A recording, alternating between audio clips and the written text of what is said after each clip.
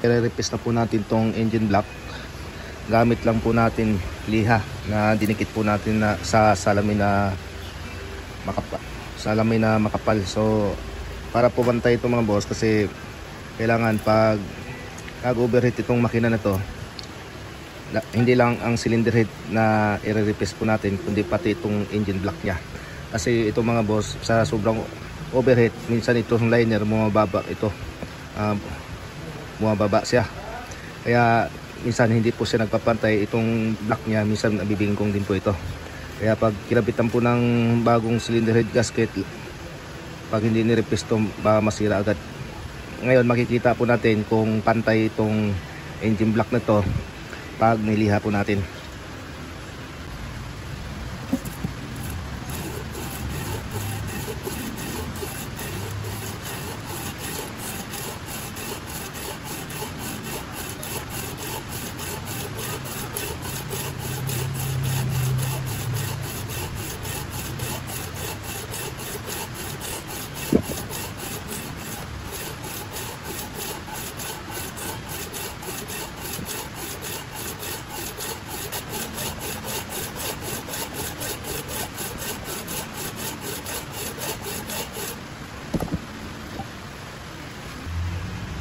So ito na nga mga boss, unang kasada natin sa pagliliha. Itong aluminum na to, itong aluminum po na to, yung paikot, pantay naman siya. Magkabilaan po, pantay. Kasi kinain na po ng liha itong bawat gilid po sa engine block.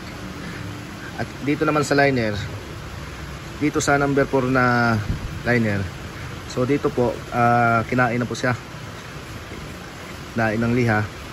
Tapos dito sa dulo, sa number 1 na piston dito. Pero ito lubog pa siya. Kailangan ito mga boss, kailangan mapantay po natin to. Kailangan itong liner, kailangan tamaan po siya ng liha para pumantay po rito.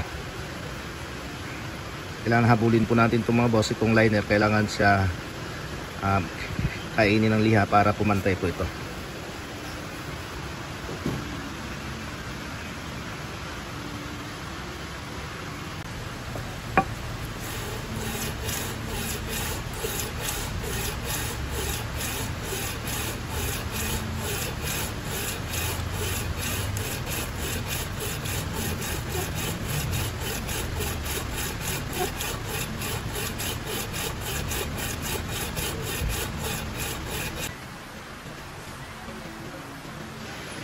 So ito na nga mga boss, na pangalawang pasada na sa liha.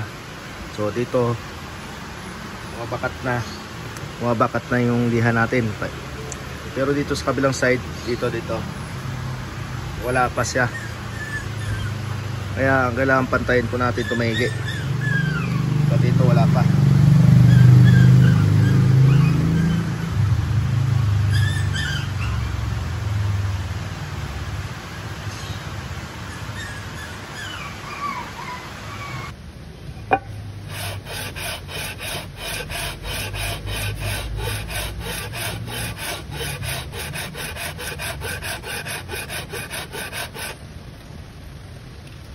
So ito na nga mga boss, natapos na po natin nirepis gamit po ng liha po natin.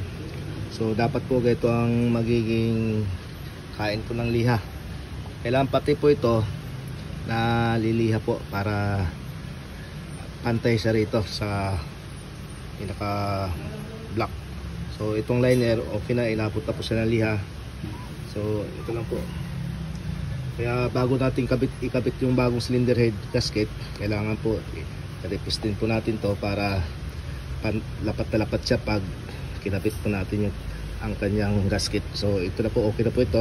Isusunod po natin mga boss ang kanyang cylinder head naman. I-repis po natin to. I-repis po natin yung kanyang cylinder head.